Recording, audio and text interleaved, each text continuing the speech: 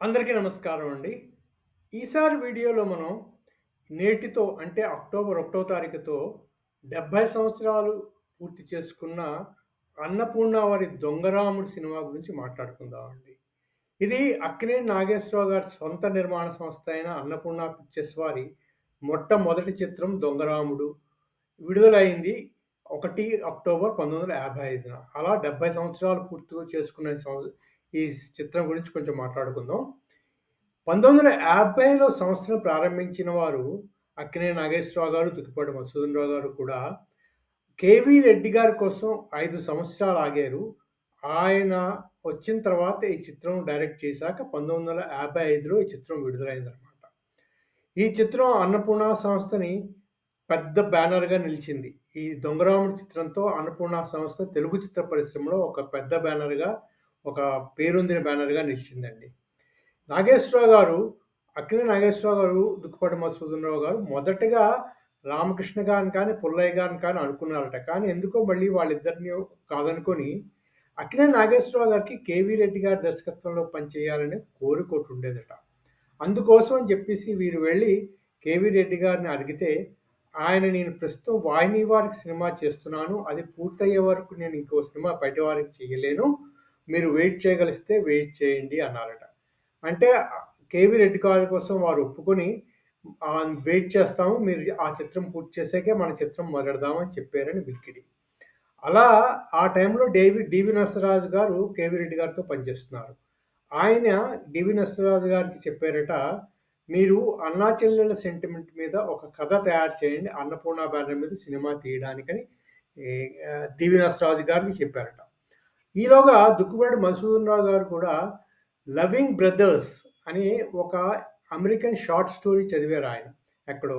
ఆ షార్ట్ స్టోరీని ఆయన కేవీ రెడ్డి గారికి, నరసరాజు గారికి వినిపించారట. అందులో అన్న పాత్ర తమ్ముడిని చదివించడానికని చెప్పి దొంగగా మారుతుంది. దొంగతనాలు చేస్తూ తమ్ముడిని చదివిస్తాడనమాట.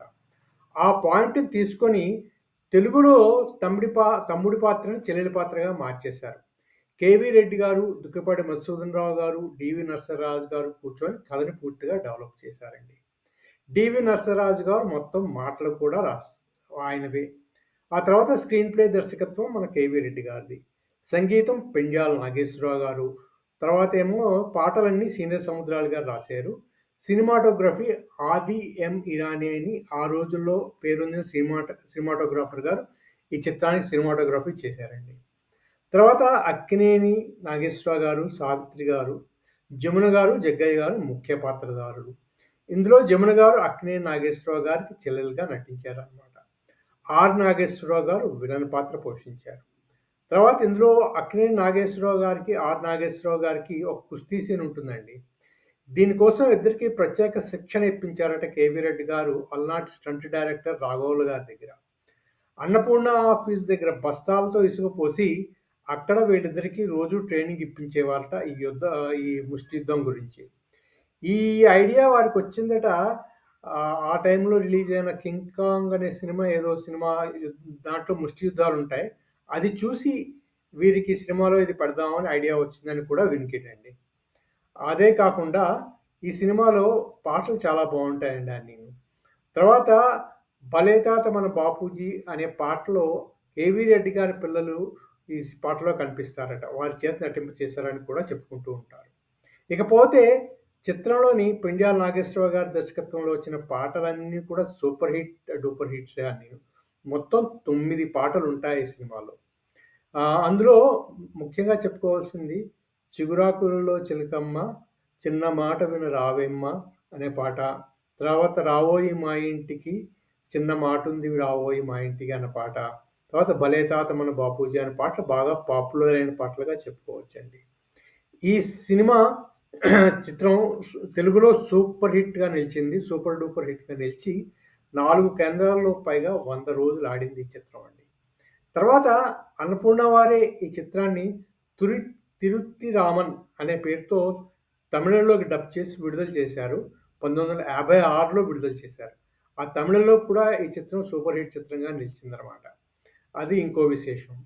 తర్వాత అన్నపూర్ణ వారే అక్కినేని నాగేశ్వరరావు గారిని హీరోగా పెట్టి, ఈ సినిమాని హిందీలో తీద్దామని ప్రయత్నాలు మొదలెట్టారు. కానీ ఆ సమయంలో దుక్కిపాటి మధుసూదనరావు గారికి కొన్ని ఆరోగ్య సమస్యలు రావడం వల్ల ఆ ప్రాజెక్ట్ ముందుకు కదలలేదు. అలా అక్కినేని నాగేశ్వరరావు గారు హిందీలో నిర్మించవలసిన సినిమా ఆగిపోయిందనమాట. ఇదే సినిమా తర్వాత ఈ కథతోటే 1962లో 'కిషోర్ కుమార్‌తో 'మన్మౌజి' అనే పేరుతో వచ్చిందండి ఈ సినిమా హిందీలో. అదండి అన్నపూర్ణ వారి ప్రథమ చిత్రం 'దొంగరాముడు' 70 సంవత్సరాల విశేషాలు.